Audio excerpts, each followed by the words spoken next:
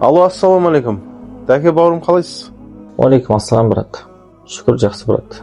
Хабарсыз кеттіңіз ғой. Сол хабарсыз кеткенде, брат, бір жағдай болып қалды, я. А? Тыныштық па? Атам ауырып қалып еді. Сізден сұрау ыңғайсыз болып тұр. Алла шипасын берсін. Қарызға сізде миллион шыға ма, 1 миллион шыға ма? Әрине. Срочно керек болып отыр еміне.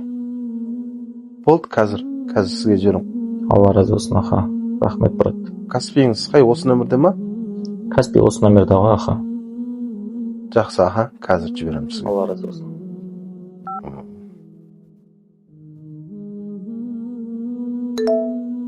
Кешір, Алла.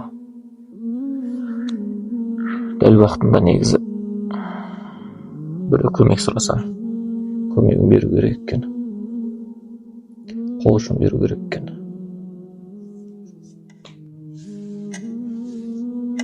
Енді осы ақшаны дәрігерге берсек, отасы аман есен жақсы өтсе.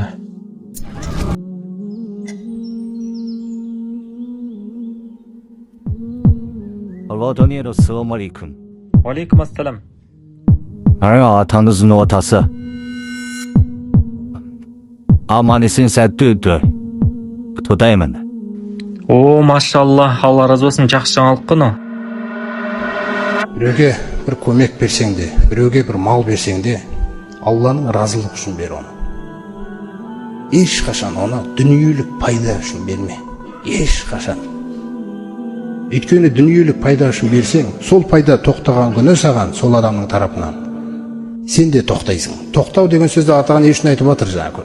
Сен тоқтап қалған күні соған дейін беріп келген нәрсенің бәрі Алла үшін берілді деп аталмайды болды. Көрдіңіз бе қандай? Соны айтты, сен пақырсыңдар сендер дейді. Беріңдер қазір. Алла бай. Алла сендерге ақыретті бергелі тұр. Сол мынандай жағдайға дейін сынаған атағалы. Сол біреуге жандай көмектесіп жүрсің ба? Аллах Тағала үшін көмектесіп жүр.